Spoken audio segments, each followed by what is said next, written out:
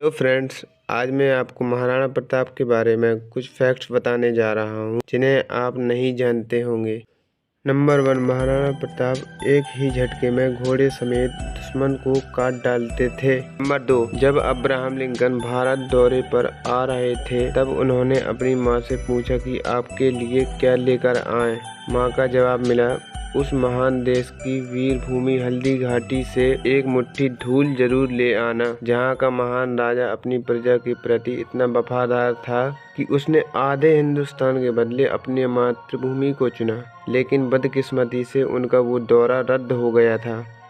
Number 3, Maharana Pratap के भाले का वजन 80 किलोग्राम था और कवच का वजन भी 80 किलोग्राम ही था। कवच, भाला, ढाल और हाथ में तलवार का वजन मिलाएं तो कुल वजन मिलाकर 207 किलोग्राम था। आज भी महाराणा प्रताप की तलवार, कवच आदि सामान उदयपुर राजघराने के संग्रहालय में सुरक्षित है। अकबर ने कहा था कि अगर राणा प्रताप मेरे सामने झुकते हैं तो आधे हिंदुस्तान के वो बादशाह होंगे, लेकिन बादशाहत राज अकबर की रहेगी। लेकिन महाराणा प्रताप ने किसी की भी अधीनता स्वीकार करने से मना कर दिया। हल्दी घाटी की लड़ाई में मेवाड़ के कुल 20,000 सैनिक थे और अकबर की सेना की ओर से 85,000 सैनिक युद्ध में शामिल हुए थे, जो प्रताप की सेना से 4 गुने से भी ज्यादा थे। वहां पर महाराणा प्रताप के घोड़े चेतक का मंदिर भी बना हुआ है, जो आज भी हल्दी घाटी में सुरक्षित है। और महाराणा प्रताप के हल्दी घाटी के युद्ध में बहुत सारे भीलों ने भी उनका साथ दिया था, जो उनके भाई बंधु भी माने जाते हैं।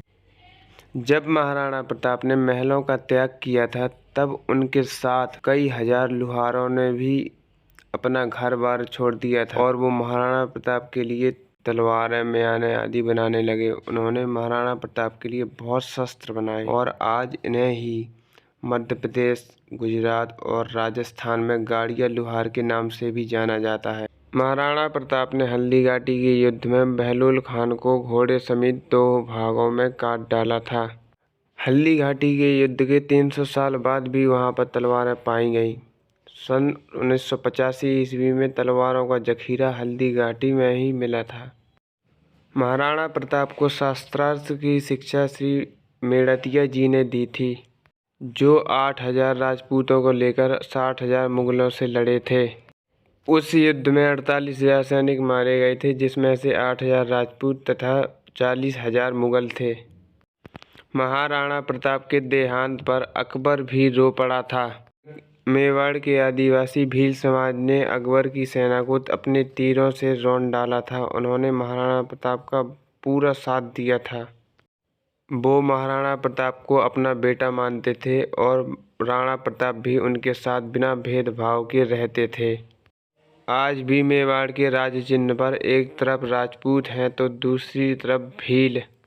राणा का घोड़ा चेतक भी बहुत ताकतवर था। उसके मुंह के आगे एक दुश्मन के हाथियों को भ्रमित करने के लिए सूंड लगाई जाती थी। ये हेतक और चेतक नाम के 2 घोड़े थे।